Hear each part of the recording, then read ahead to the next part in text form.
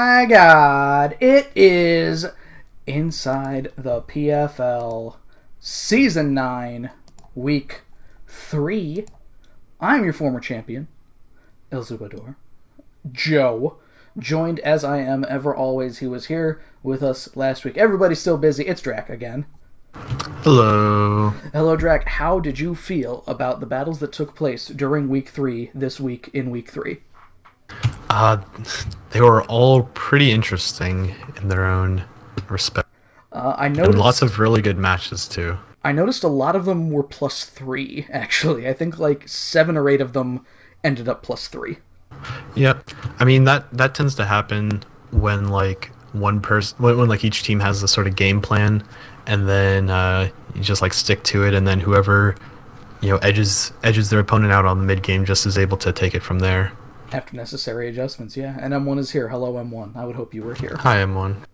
Let's go right to the first battle that took place this weekend. It was actually on Monday, so technically not this weekend. Either way, Mike versus Dan. Let's go ahead and bring up the battle here. Just get that playing in the background as the things go on. So in terms of the battle itself here, I feel as though this battle could have changed if there was one just teeny little difference, little thing that, we had a match where M1 did this last season as well, where there's a little Pokemon called Mega Mawile, and there's a little move called Sucker Punch.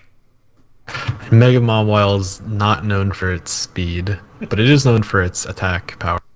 And when looking at this team, Mike's team, it's not really a guarantee that any Pokemon other than Manectric or Garchomp will outspeed Mawile normally, but gotta be scared of Garchomp is the thing. I mean, I think like a huge power 2x Sucker Punch would have killed Garchomp, so... Probably. I mean, we'll see later on in the match here, when first faced with Mega Mawile, low health Manectric just leaves immediately, as it should, because it's just like, I need to get out of here. I'm not surviving whatever is coming at me. Because you gotta assume that Mega Mawile is gonna be coming with Sucker Punch, so you can't even U-turn. I mean, you see it reveals, I believe, most of its moves when it first shows up here. There's the T-Punch, there is the Swords Dance, there is the Play Rough, and I believe it busts out an Iron Head. Busts out an Iron Head later, which is the weird one. Yeah, I don't know what Iron Head is gonna do to Mike. I mean, I guess it's for Gardevoir, but neutral Sucker Punch probably would kill it because of the huge attack and the low defensive guard. Or even neutral Play Rough. Yeah. Like any of that. We also... Well, if guard outspeeds... Well, I mean, you resist both its stabs anyway, so... You gotta wonder what the thought process was there. We also, an important part in this, Incineroar was being a thorn in Dan's side for a lot of the match. In comes Frostlass. Yeah. You hit a Thunderbolt. Incineroar did the work. 1%, and then Frostlass, of course, gets blown the fuck up by a Flare Blitz, the Mike special. And a lot of posturing here we see at this point with Toxapex and Tangrowth, where they're just kind of literally, the phrase that gets thrown around is hitting each other with wet noodles, and it could not be any more appropriate in Tangrowth's case, most certainly. Yeah, I don't think... Who is it? Who's in this match? Dave? Dan. Or Dan. Dan. I don't think Dan really had much against Mike's team besides Mega Mawile. I mean, he was kind of lacking on the damage front. I mean, we saw very early in the match as well, Azelf not really being able to do much, and then once Rocks came out, it was dead. Yep. Pretty crucial possible mistake there with the Giga Drain, the crit Giga Drain, switching normal Manectric in, which normal Manectric, not great. And yeah, we just have, like, Donphan was there for defense. There's a lot of, occasionally you run into the problem where there are mons that fill utility roles that kind of end up getting forced into attacking roles because, like, both Scrafty and Frostlass aren't exactly the biggest boys. I mean, they're good for what they do, but they probably shouldn't be used primarily to attack. Yeah, I'd agree. When Scratchy gets going, he can be a nightmare with Moxie, but yeah, his base form doesn't really provide too much. It's a little tough to get there. And here we see just at the end of the match, Mike with trying to get as much insurance as he can, swords dancing to get rid of, because obviously, a knockoff Giga Drain, like probably Assault Vest Tangrowth is not really going to do a lot to Garchomp, and then it's over. That's how that... Well, I think he was actually just predicting a Protect, because Tangrowth had been using it a little liberally. That's true. So that was that battle there. A solid +3 for Mike on that one. Hello, Murphy, as well. Murphy here. I'm Murphy. Moving on, Mike being one of the only undefeated people left, which is, you, Mike, and Jim, and you two faced each other in battles. Oh, boy. But we will get there. Next up, we have got Tristan taking on Mitch here. This one is a battle that I helped Mitch prepare for by doing, some scrim matches with him, which seems like it's becoming increasingly more common, where I've done it now with Mitch, Dale, you... Not M1? No, I don't think I've done it with M1 yet. I helped Leibo today. There's just a lot of the scrim battles, I think, are a mixed bag, though, because a lot of what Mitch prepared for in this match was a team with Gliscor on it, which did not show up. And as you can see here in the early goings of the match, Blaziken was able to destroy many of the Pokemon on Mitch's team. Yep. Which, surprise, surprise, I did not bring Blaziken to the scrim battle, so Mitch had no idea what he needed to do for it. Yeah, there was a bit of questionable stuff from Mitch's part as far as decision making. Like, he brought in Mega Venusaur hard into Blaziken when it could have very easily just been a Flare Blitz. And then he just lets Mega Venusaur die. Because, I mean, if it's hard to say, though, because with the amount of prep you do, if you're not prepping for Blaziken, you're not going to know that it has Brave Bird. Right. That was one that I didn't know that it had Brave Bird when seeing that happen. As well, it could have been a different story if Mitch was able to hit Stone Edge on turn 1 with Armaldo. Yeah, I mean, it would have died to the Flare Blitz that brought it down to like 12%. But I mean, a neutral Stone Edge from a non-attacking Mon is, I don't think it'll do too much. I mean, I think it was, I want to say it was an Adamant. I mean, like, Armaldo has, I think, like, base 125 attack. It's pretty big. So a stab, I mean, I don't know if it would have killed, but it could have done enough where with Zebstrika in there potentially or something else that he could have gotten what he needed to get a kill with it. I do think, though, the battle, it ends up being a +3 for Tristan, and I feel like there was a lot of opportunity for him to go +6, merely on the fact that Mitch had nothing for Milotic after losing Venusaur and Zebstrika. Right, yeah, Milotic was just such a thorn in Mitch's. Like, I guess he was assuming that Venusaur would be the answer to Milotic, being super tanky and having really good offensive moves. And the super effective stab. And how about, as well, the downfall of Blaziken being a missed HJK? Yeah, that's funny. We see Cobalion's big defenses here coming into play, being able to... I believe Cobalion was spec'd specifically to take a +1 Earthquake, so the Intimidate certainly... Or no, excuse me, not the Intimidate, the Parting Shot certainly helped with that. And then Cobalion has pretty big defense, doesn't it? It does. That's what it's good for, so it can take one of those Earthquakes, even at +1. And unfortunately, when it came down to it, it was just Kyurem and Cobalion trying to take down Milotic, which just it could not do. Yep, they just can't. I think... Hold up, I'll have to double check, but I think Kyurem gets T-Bolt. I don't remember. I feel like he would have had it in case, because I think...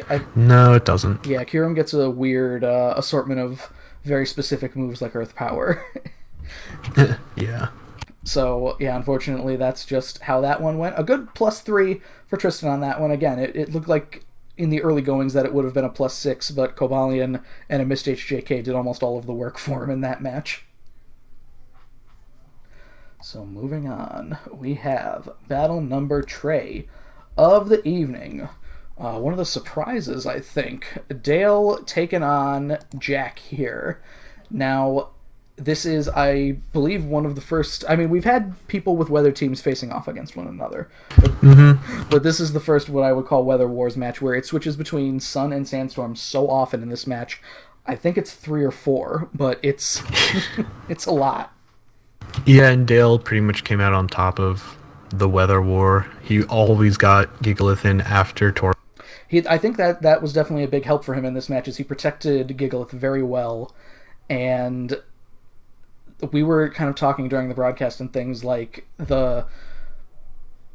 Crawdaunt threatened so much of this team as well, with like nothing wanted to switch into a crab hammer. We saw, it do 71% to Celesteela on a switch in.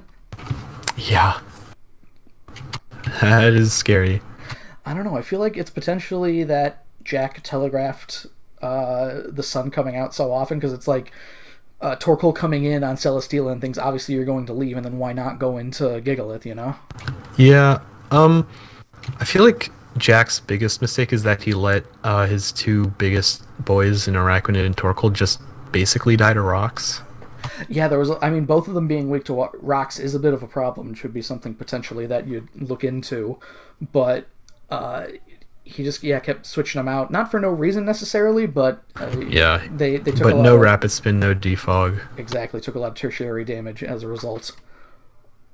We'd said during the broadcast, I believe, on a few occasions, just being like, okay, here's the rapid spin, and then it never came. And so Dale basically ends up just pseudo-stalling Jack out with Gigalith and Celesteela, and then Prim and Lycanroc get to clean up the scraps that are already weak from rock. I mean, it's weird. We're seeing a lot... Rocks and sand. Yeah, we see a lot of just... There's a lot of switching between Celesteela and Gigalith so far. Like, literally nobody else is coming in at this point. And the weird thing is the webs, normally they are a very good part of what's going on, but the fact that the attackers that Dale brought, Vikavolt, not affected by them, even though he's incredibly slow, and Prim didn't play a factor in there. Yeah, I wonder if it was Scarfed Prim. I was gonna say, I don't know. No, because it just lives a bullet punch, right? Right, yeah, I feel like we don't... He really does give up... Yeah, I don't think we could know that. Yeah, he really gives up Metacham here. I feel like the bullet punch, I'm guessing he maybe forgot that water resists steel, but I think, we only see... He might have been expecting Gigalith. Yeah. It could be as well that Prim is... It could even be Specs, because the Moonblast, while we wouldn't have seen in most of the time, it only uses Moonblast, I believe, before just leaving. Mm-hmm. And also as well, how about use an explosion on a ghost? Which was apparently on purpose, according to Dale. Oh yeah, because he didn't want Beast Boost. I forgot about that. That's not a bad idea, really, in retrospect. Yeah, he gets lucky that it was a roll and didn't kill him. But at the same time, I can believe it. I feel like although I'm not sure why he was so worried about Beast Boost, considering Lycanroc would just Excel Rock and kill Blacephalon. Yeah, and I think that Blacephalon, at the end of the match we saw there, Blacephalon switched out into Crawdaunt, which wasn't a great idea, I don't think. Yeah, I think Crawdaunt might have been able to clinch it. Well, I don't know if it could have gotten past Prim, actually. Yeah, that's the problem. Or a Prankster Willow. Both of them. So it wasn't... It could have been closer, maybe. Yeah, at that point, Dale just had the Pokemon that were going to be able to take care of Blacephalon and Crawdaunt, so unfortunately that one was just not meant to be. And then next, we got M1 taking on James. A big surprise in my mind here, just because I know James to be a very powerful trainer. Made some very suspect moves here, which we will see in the very early goings. I think when rewatching it, I think James might have been trying to conceal his hand a little bit too much by not switching in Kyurem when it would have definitely outspeeded what he knew to be a Scarf Tyrantrum. That's what I'm thinking too, but I feel like when you lose 3 Pokemon as a result, I don't know. And Whimsicott being very low health as well near the end of it all. Like you lose Coco, you lose Mandibuzz, you lose Quillfish, all through these head smashes here, and Whimsicott has like 10% health left. Like, was it worth it to wait that long to send Kyurem in? Right, and the hard into Mandibuzz was very weird. Yeah, I don't know. I'm not sure what he was doing. I don't really know what the feeling was there, but if I was James, I probably would have hit Substitute a second time just so that you can get a little bit more Leech Seed damage and maybe just stack it so you can hit something in clean, like Kyurem. Like once you're in the position with Whimsicott taking 2 head smashes. Right. But I don't know, maybe the safest play was just to send in Kyurem right away after Coco died. I feel like it may have been as well. There's a little principle that happens every so often where, like, you're of the mindset that it's just like, you know what, I'm done with this Pokemon, I'm just going to let it die. And you're... Yeah, well, I know what you mean, but I just thought of something, because, like, Bronzong is a really, really good answer to Kyurem, so I guess maybe he thought he could deal with Tyrantrum without letting Kyurem just die to Gyro Ball. Yeah, and the rocks coming up too, really helping out Kyurem, or getting rid of Kyurem because of that. Oh yeah, for sure. The rocks are what won it, because, you know, if he had kept rocks up, like, what else was on M1's team that was going to stop it? Yeah, like Kyurem Scarfed outspeeds Electra. Scarf Kyurem was going to be a problem. I feel like depending on how much a Draco was going to do. Well, no, I'm sorry, because KB is physical. So, yeah, Hoopa would have been dead. And Braviary, depending on, may have taken 1 Outrage. That's the only thing I could think of. If he was locked into Outrage or if he was doing, Freeze Shock or whatever. So, I mean, that one was definitely a game that was lost by suspect plays, but I believe M1 played very well as well, because it was efficient, I would say. Again, 16 turns, we're in and out, it's over. Yep. And M1 has a ton of damage on his team. Like, just with Tyrantrum, Hoopa, and Megalopunny, that's a lot of damage. That's a lot of big attacking boys that will take the opportunity to do as much damage as they can, as quickly as they can, and here is where we saw that in full effect. Next, we've got Murphy taking on Manny. I don't know if I'm just going to put this one on fast, because it's... because it's 50-something turns. Going from 16 turns to 58 here. I feel like it's also fun to note that this is the shortest match at 56 turns, by the way. The shortest of Manny's matches, yeah. So, looking at this here, I feel like it is just another example of the problem of going too hard into stall, because once the cat's out of the bag, much like what happened a few seasons ago, where if you bring Protect on a bunch of Pokemon, or enough Pokemon against a team with Slacking, you effectively neutralize Slacking because you could just Protect on the turns that it's not attacking, or the turns that it is attacking rather. And we learn here, when a sub is up, you don't have to fear Ditto. And not only that, It's very difficult for Manny's team to break a sub after certain points of the game. Like, he could do it with Chansey and the Seismic Tosses, which he seems to... Well, I understand why he wouldn't, because of the fact that, it was against Gallade, who is very threatening to Chansey. Like, he didn't even need to knock off the Eviolite. But, he was stuck using Scalds with a Lomomola to try and break Mega Gallade subs, which that just wasn't happening.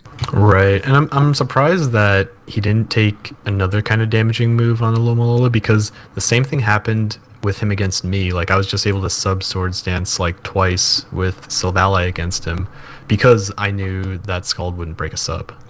Right, and I don't know if it's something that he needs to either spec a certain Mon to be able to break subs, because I'm sure that the Nightshade as well from Mega Sableye was doing 25-ish damage, I believe 27 or something. Yeah, like that. you need actually a lot of damage to break us, or a lot of HP to live a seismic toss or a nightshade. You need 202. Yeah, so that's the thing is and that's a pretty your HP stat needs to be pretty high. So I think is this where we see does that happen? He uses nightshade and that just breaks the sub. So I feel like Manny just keeps getting put in positions where Alomomola is the only thing left to break a sub. Yeah, and Murphy's team specifically is really good against Ditto because of Unaware Quagsire. Because he doesn't have to fear like the 2x attack from a scarfed Mega Gallade, you know? Right, now it is a bit of a problem. He did have Leaf Blade on there. Did I see that right? Did he have Leaf Blade? I forget. Oh, he did, yeah. So that... Well, he did go... Okay, so he went into Altaria expecting the switch into Quagsire, but then he knew once he was locked into Drain Punch that Quagsire was good to come in. Well, we see later in the match as well, about near the end, where it's a pretty safe bet that there's nothing left for Manny to do with Alolan Exeggutor here. Ditto turns into Alolan Exeggutor twice. The first time he uses Dragon Hammer because it's a pretty safe bet. It's neutral against at least everything, super effective against two of them. Quagsire comes in, nothing much happening there. You're still, you're doing damage, but it's probably not enough. Then, right. On the second time that it happens, Manny gets caught by his own trick, I think, because this is something that we always kind of... He thought he had the read, but Murphy predicted it, right. Murphy went into the Pokemon that 4x resisted Dragon Hammer, or 4x resisted Wood Hammer, excuse me. And being stuck in that, there's just nothing left for you to do there. So, and I gotta say, Harvest Lumberry, not... Yeah, interesting. Not like, I to actually don't often. think Toxic would have been that effective against Alolan Exeggutor. It's not really a sweeping Pokemon. It's kind of like a hurt you, get out. And especially with Wood Hammer, I think Citrus Berry would have done a little bit more. But it did work out. It ate 2 Toxics, so... Yeah. Yeah, that's what you like to see happen. But yeah, here's where we see just right near the last of the battle.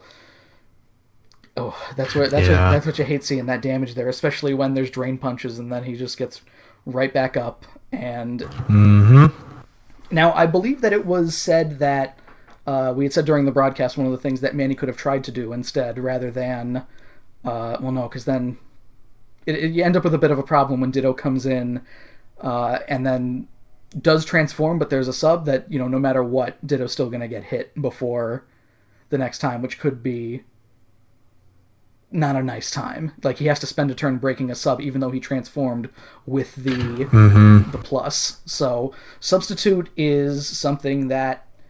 Shuts down Ditto. Shuts down Ditto, shuts down a lot of Manny's team, even though he does have good ways to break it when it gets to late game and a lot of those options are gone, and the more... The more powerful Pokemon that can deal with the subs are gone, like a Mega Sableye, like even Rotom probably would have been good to get rid of a lot of these here, especially with that Air Slash against Mega Gallade would have been a good time. But also, you got to deal with all the coverage that a mon like Mega Gallade has. It's you're kind of rolling the dice depending on what you're sending in. Yeah, I think like one. It seems to me like with both the matches Manny's lost, like if he doesn't have a way around like one tank with recovery, like his team is just shut down because his stall can't really damage the tank, and then like if he copies it, it's Ditto. If he copies it with Ditto, it's basically useless. It's a dead slot. And if you build your team around knowing that he has Ditto and you can copy something, like it can be game over depending on your team comp. If you have like good coverage spread across your whole team, like you can just neutralize Ditto even if it does get a good copy. Yeah, I feel like it's a lot of it deals with reads too because of the scarf, because obviously you need to... I could see I could see an instance of Manny just not scarfing Ditto and leaving it up to Live and Die by the Speed Tie just for the opportunity to switch his moves around. Right. Because let's say... okay, so 2x Gallades are hitting each other with Drain Punch. The faster one is going to win, Yeah. And if you just win 2 coin flips, that's probably enough to win that battle. Well, it was definitely a good win by Murphy on this one, and Manny is very... obviously, we joke that Manny doesn't show up when he loses, like he doesn't show up to any of the after things, like the Inside the PFLs and such. But yeah, he seems pretty despondent right now, given his current position and the fact that he used all of his trades and pickups already. So, good job. Going next, we got It Is Drac taking on Leibo. Now, Drac, I'll go ahead and hit play here if you want to kind of lead the way on what this match was like for you. So a lot of it was team building.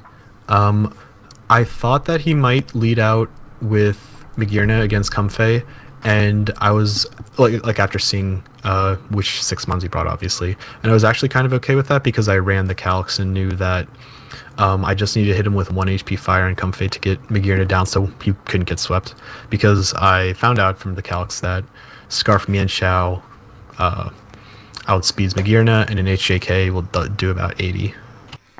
Yep. So and even if it, like, the worst case scenario in terms of damage would be like it was assault vested and in rain, like, but then if it's assault vested, then it can't shift gear. So at the same time, I wasn't that scared of Migirna once I knew I had like basically outs for any situation that I could be put in against Migirna. Yeah, on turn 1, you knew immediately what Migirna's set was with that shift gear. Right, exactly. Now, how did you feel about him doing the call-out play, hitting EQ on Zapdos when you used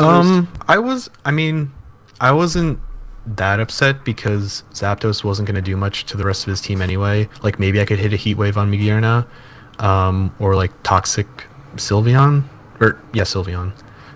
But I wasn't, like, I brought Zapdos for like a few of his mons that he ended up not bringing, except for Migirna. Like, I could hit Heat Wave on it, but yeah.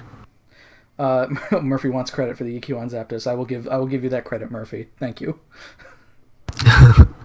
Okay, good credit where credit's due. And then Mega Gyarados would have swept it, but it was a roll to kill Sylveon. Oh yeah, this was. I think you had said that it was a definite with rocks, like a lot of things, but it's just one of those things where fortune did not smile upon you in that moment. Yeah, I think it was like a 70% roll too, which is meh. Like, I'm really surprised that he didn't go into Sylveon earlier on any of those, because obviously if he caught you behind a sub, that was it. Like, Hyper Voice was going to kill you. Mm-hmm. Yeah, but with Politoed dead and no rain, like, Kingdra's not going to do anything. Right. And that's the thing. That was the other thing. He was just staying in there with Politoed against it, and I feel like he was gone. Like, the rain he could have sent the rain back out again with something else, even though at that point you were way faster because of the dragon dances. But like, if he had just kind of thought ahead a little bit and let Kingdra, because at that point you would have only had like, he could have had Kingdra against a +1/+1, and he would have been faster. Like, I forget how much speed I needed on Gyarados to outspeed Rain Kingdra, but it was a lot. And yeah, because that's the thing. If it had gone normally, except he sent in something other than Politoed earlier, I almost did it too, Sylveon, not Silvally, then he could have gotten Kingdra in and then potentially beaten Gyarados, as well as, Durant's not exactly the special defensiest boy in the world. Nidoking, but he's got good physical defense. Nidoking doesn't want that. It depends on if he's special or not, but all three of them, it might have been curtains if that fast-ass Kingdra came in earlier. Yeah. Like, in retrospect, it might have been a mistake to let Comfey die, because I was pretty confident that a Scald was coming from Politoed right at the beginning of the game, but I didn't want something to get burned, like, Mian Shao or Gyarados, because those are like the two switches I was thinking. But I just, like, I'll send in Comfey. If he hits Scald, it dies. If not, then I'm like, Comfey's back in the game and threatens most of his team. It's definitely understandable.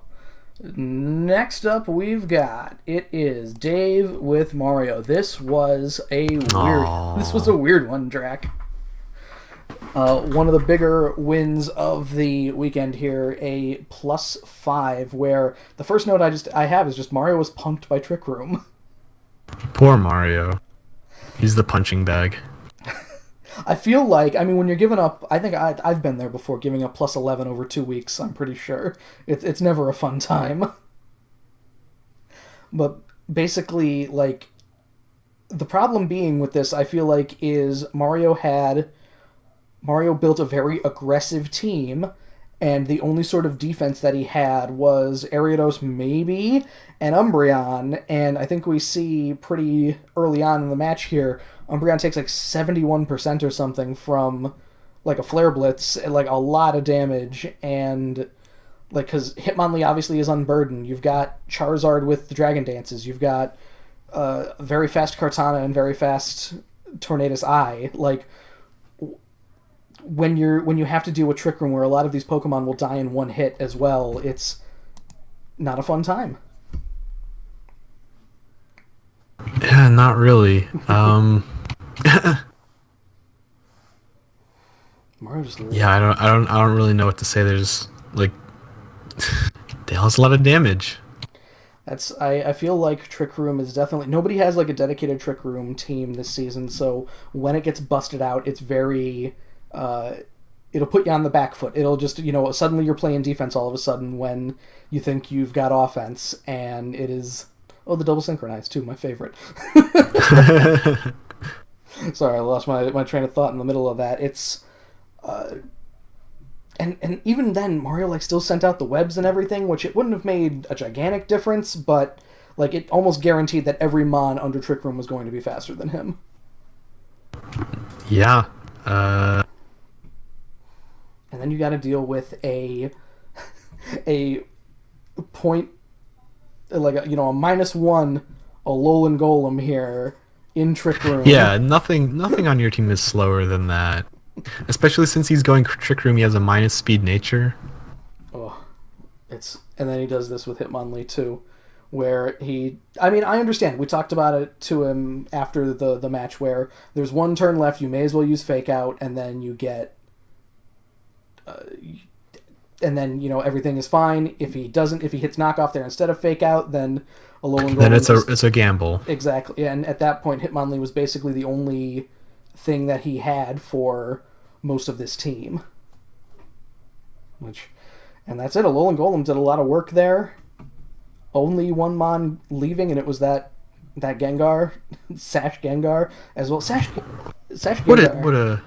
What a diverse move pool. Fire Punch, Galvanize, Return, and Stone Edge. He did what he needed to do. And yeah, he did. I mean, a +5, that's what you want out of a Pokemon that is only 40 points. Helping you get to a +5. Next we've 4x weak to Earthquake, though. Oh, I mean, that's why you have Trick Room. Next we've got here, it is Dylan taking on Rob. I think this was actually earlier than a lot of other things, but I posted the replay late. Rob continues his... I mean, he does okay in this match, I'll say. I think his biggest mistake was that he brought almost no offense. Like, Greninja and Bulu were it, right? Because he brought support Rabombi, because he hit Reflect and Webs. Yeah, I feel like Chinchino was one of his options for big attack, but you look at, like, I learned the hard way, a Pokemon with Iron Barbs and potentially a Rocky Helmet too, you don't want to fucking Skill Link Pokemon in against that. Yeah, if he hit Tail Slap against Ferrothorn, it would have died. He would have died. I had that happen where, with a Kling Clang, I used Gear Grind against a Rough Skin Rocky Helmet Garchomp and lost 50% of my health. It was not a good time. And not only that, Greninja isn't good to switch in ever anyway, but like, he ends up in a weird position against Salazzle here of all Pokemon just because he's either he's got to get Bulu out of there because of the 4 times weakness to poison, and it's faster than a lot of his stuff, so just Druddigon goes down here. When Chinchino or Greninja come in, there are answers in the form of Feeny and Ferrothorn. Like, I had said during the draft that Feeny and Ferrothorn were a pretty scary defensive combo, and I think that this match is the first time that we've seen that in full effect. They cover each other super well with typing. Everything that's good against Feeny isn't good against Ferrothorn, and the other way around. Exactly, and that was against you, I believe, Murphy. That was What a season that was. I'm still angry about it. I'm never gonna let that one go. And as well, he gets to a certain point here where he doesn't really have much for Terrakion either. Like 1, 2, 3 of his Pokemon are weak to Terrakion stabs, and like Bulu is a decent answer for it, but again, it's like Ferrothorn comes in, and then what does Bulu do to Ferrothorn? You know. Mm-hmm. Well, he'll miss a Nature's Madness. Maybe that's one. That's the sad part. Is like he misses the Nature's Madness, and then Rob doesn't like accurately try to get around that. He just lets Bulu stay in and die to a Gyro Ball for no reason, basically. Yeah, I'm not sure. I'm not really sure why he hit Nature's Madness. I think if you're sending in Bulu against Ferrothorn, it would be because you had something. I don't know. Does Bulu even get anything for Ferrothorn? It doesn't get any fire, does it? Doesn't get any fire. Okay. Yeah, Superpower would have been the best option. And yeah, here we see Resisted Tail Slap from Cinccino is the best that he's got, and it is not enough to take care of Terrakion. Resisted Tail Slap, but also minus defense. -1 defense. Oh, yeah. Oh, poor Cinccino. Cinccino probably was not the Pokemon for this match. Yeah. Why didn't he hit that Bullet Seed again? Not a bad question, actually. Maybe he thought that Ferrothorn was coming back in and just wanted to end it, so he hit Tail Slap. But he wanted to kill himself on it. There's a certain problem. There's a certain point where if Rob knows that he's losing a match, he will give up. So. Aww. So I'm just going to assume that is what happened in this instance, as unfortunate as that is.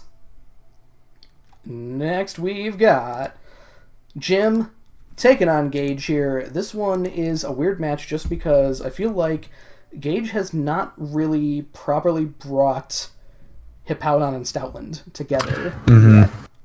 Yeah, because other than that, his team doesn't really have any kind of centralized strategy.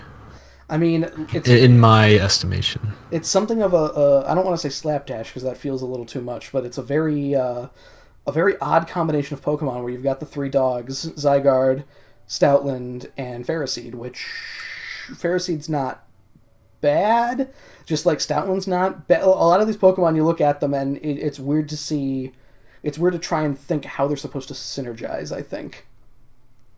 Yeah, I think that's what I was trying to say, but you said it more eloquently. Like, they don't really work well. Like, they have their roles, but I don't know, they don't really they're not very cohesive. Right, especially when, like, I mean, like, the defense on this team is supposed to be just Ferroseed, I guess, or Ferroseed and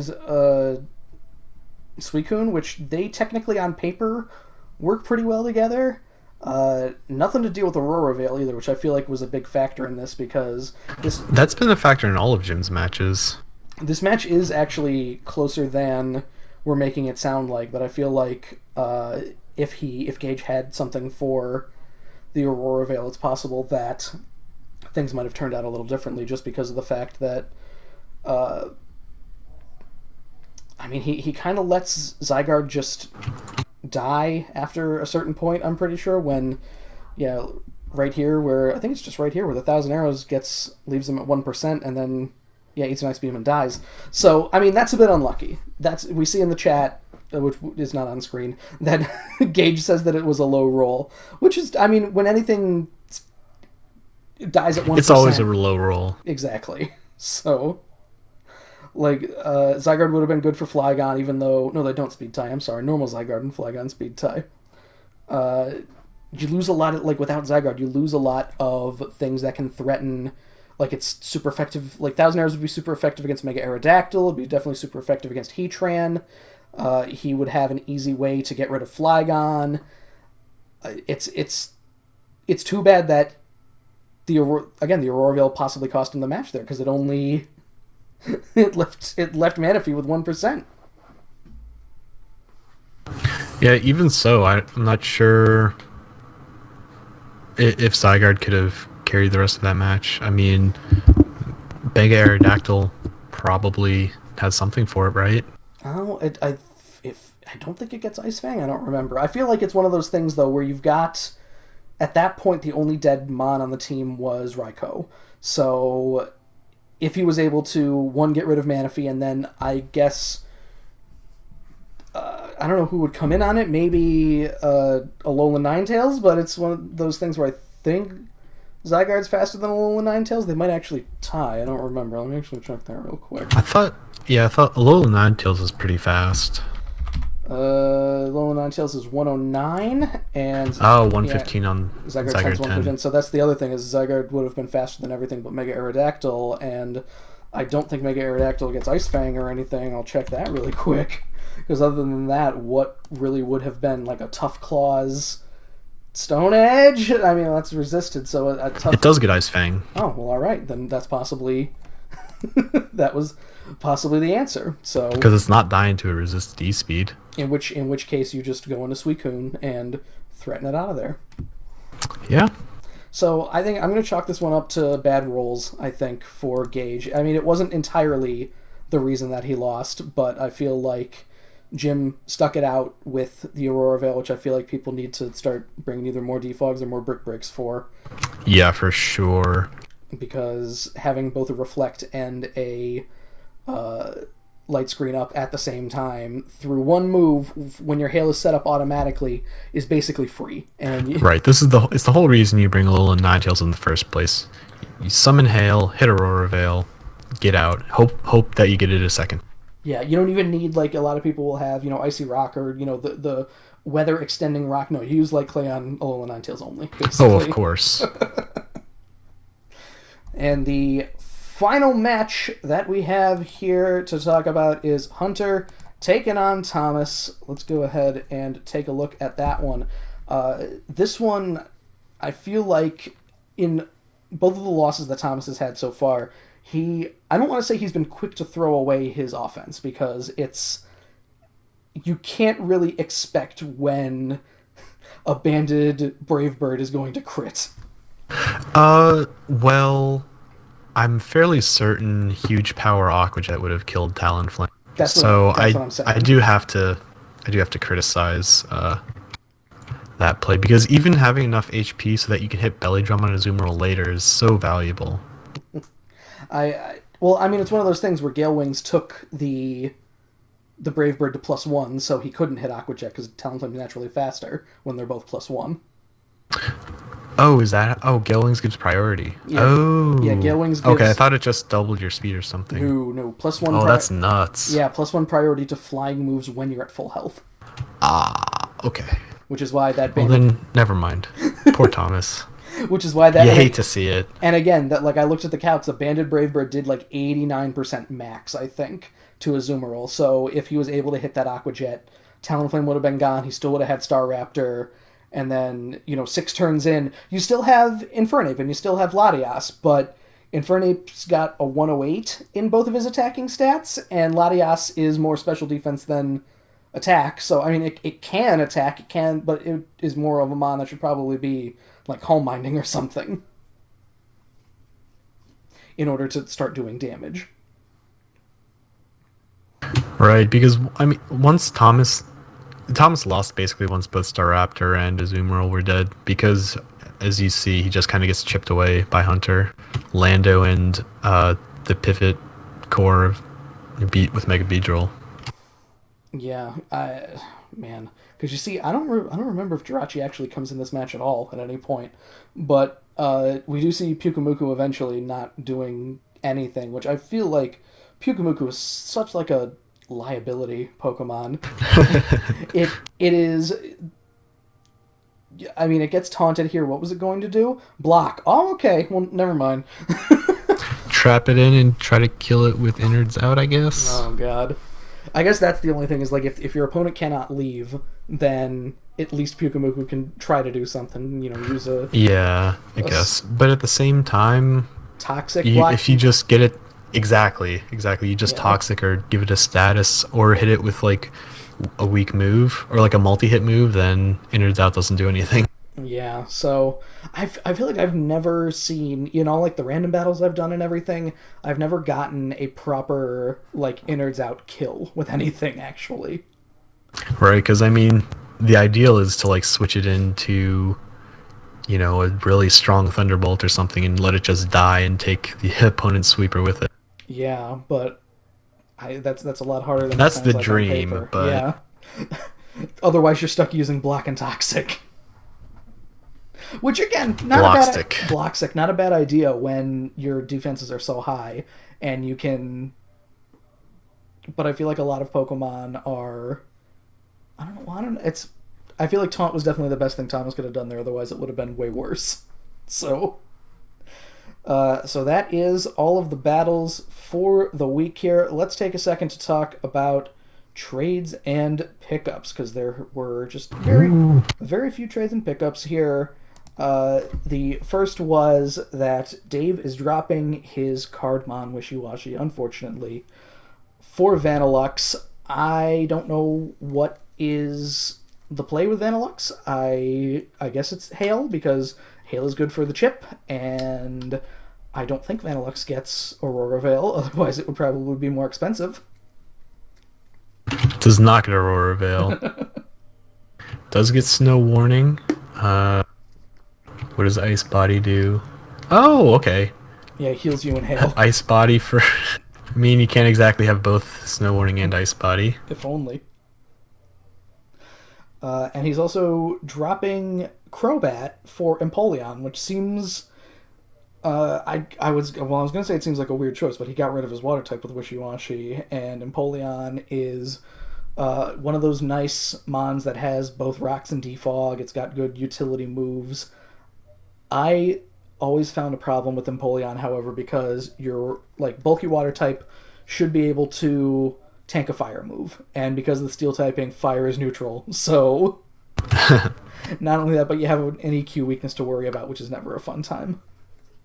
And a fighting weakness. Oh yeah, you have the extra weaknesses. But you do get rocks, And you're 4 times resistant to ice. How about that? Does Dave have something on his team 4X weak to ice? Let me pull up his team. For some reason, because Lando was still on the screen, I was like, oh yeah, Lando. Like, wait a minute, no, that's not him. Looking at his... I don't know. Crook is weak. Crook is weak to ice. Yeah. I mean, the 4 times ice thing probably isn't why he made the change. I remember I drafted Empoleon when I had Zygarde, and I would have been better off with just a normal water type, because those extra weaknesses and neutral to fire and things just didn't help at all. And then the only other change that was made this week is M1 dropping Lilligant for Aromatisse, because we looked at M1's team card and went, you don't have a fairy. Aromatisse is a lot... That and Carbink are very similar in my mind. Carbink having the rock typing, which doesn't help it at all, and better defenses, but I feel like they're there for screen sets, or... I guess Aromatisse is possibly a little better at, maybe Calm Minding. It does get utility moves like Wish, which could be pretty good. Basically, M1 already had a Grass type, and he wasn't going to use Lilligant, so why have it? That makes a lot of sense. Lilligant's pretty good, solo Fairy type on a relatively tanky mon. Yeah, 101 HP, that's always good. Yeah, it's got pretty decent tanking capabilities due to Fairy being a good defensive nature and all that. It gets a ton of support moves. Aromatherapy. We'll just call it Bad Florges. Yeah. Budget Florges. An 80 points less expensive Florges. And let us take a look at the matches for Week 4 here. It's a big Conference Cup week. We will talk about the commish picks. Again, Manny did not give me his commish picks yet, so cool job. Good job on that one. Week 4 battles here. Let's take a look at the commish picks. First off, Drac, we have Tristan taking on Thomas here. I feel like Thomas is still getting used to his team because he missed Week 1. He's still just kind of got to climb that mountain a little bit. Tristan's the former champ. He's starting to find his stride. I'm taking Tristan +4 on this one. Yeah, Tristan... I'm going to go with Tristan as well. Thomas hasn't put forth a great show. No offense. These are two former champs duking it out, but yeah, I agree. And Mario chose Tristan as well, so this is a three-broom sweep, we'll call it here. Next, we've got Gage taking on Dave here with what the shit Dave pulled last week against Mario. I can only imagine what other stupid tricks he has up his sleeve for Gage here, so I think I'm going to take Dave on this one. I'll go Dave too. Dave seems like he has like answers for all this stuff that Gage could bring. Just looking at his team comp in general. Well, then we will put the brooms out for that one as well. That is another sweep. Then we've got James taking on Jack here. I think that Jack is kind of rising in terms of his team. His stock is up. Yes, his stock is up. James, even though they both lost last week, I still think Jack is on the right track, and I'm going to choose Jack on this one. Jack is a very tricky player. He's got a lot of answers for the big threats on James's team in both Coco and KB. So yeah, I think Jack will take it. Mario has chosen James because James, while down, is never out. Ever. You got to think that he's the original trickster in this league, quite frankly. Next, we've got Leibo taking on Murphy here. This one is a tough one to call. I would say that I'm going to go with Murphy on this one just because that team is, like, the things that Leibo has, it's going to be tough for him to stop.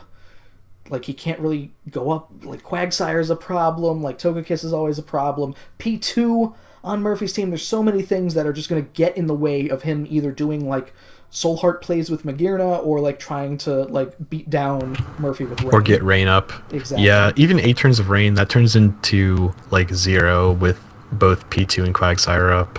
And don't forget, Murphy has Altaria, too, to neutralize Murphy completely if he wants. He does. Well, I say neutralize it against Altaria, which, right. isn't really saying much. So yeah, I'm choosing Murphy on that one. Yeah, I think Murphy's going to have it. Like, Leibo definitely has a super scary team, and if it goes off, it'll go off with a bang. But I think Murphy just has way too much stuff to stifle it. And Mario is choosing Leibo on this one. Ooh. I'd like to see Leibo pop off. His team is quite scary and very, very good. Next, we've got the first of the Conference Cup matches here. All of these, the rest of these are Conference Cup matches. Big implication and everything like that. The Lorelei division, while not having a chance to participate in Week 2, is coming in here. The first of which being Dan taking on Hunter. I feel like I don't know enough about Hunter yet, but I feel like Dan has weird flashes of brilliance that are going to come out in this one, and I think he is going to take it from Hunter. I think if he just brings Sucker Punch, he can do it. That will always be helpful. That's a lesson that M1 had to learn. It's a lesson that Dan has learned, I think. Well, who knows? Who knows? Maybe, Galewing's Talonflame just neutralizes that, so... That's true. Definitely faster, so gotta make sure you get out Rocks, Dan. Exactly. Yeah, Rocks will be important in that match. Mario has chosen Hunter on this one.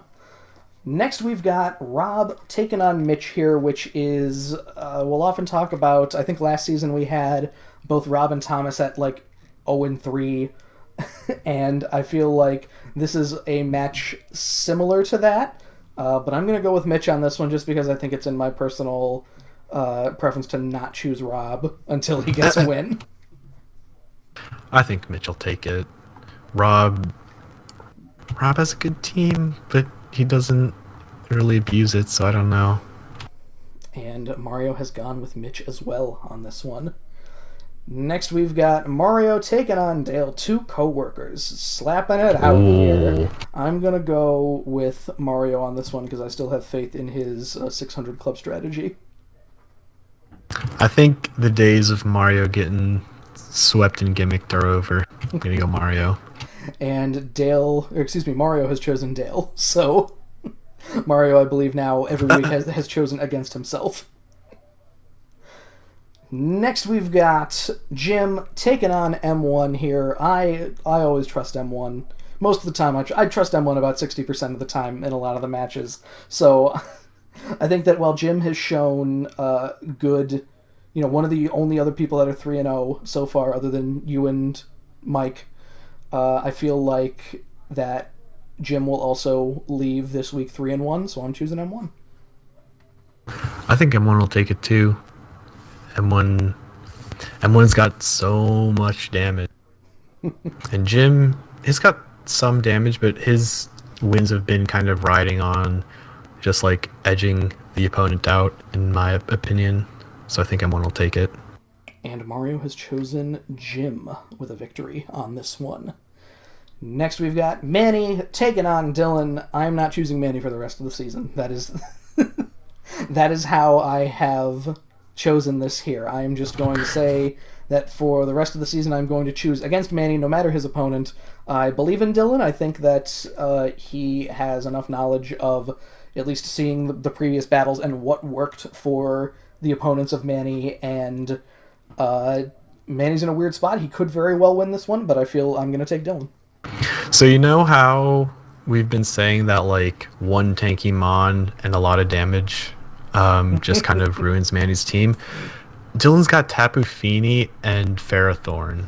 Like, what's gonna touch him on on Manny's team? Like Ferrothorn is just gonna leech seed, whoever. Well, I guess it can't leech seed Mega Sableye. Chansey's not going to like hitting it with seismic tosses because of right, because Iron Barbs, at the very least, Iron Barbs, and potentially Rocky Helm.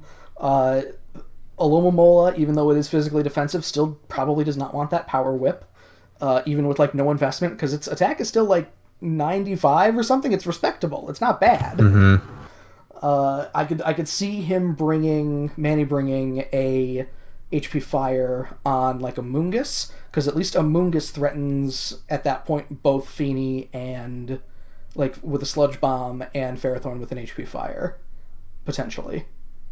Okay. I think Ferrothorn will live an HP Fire, though.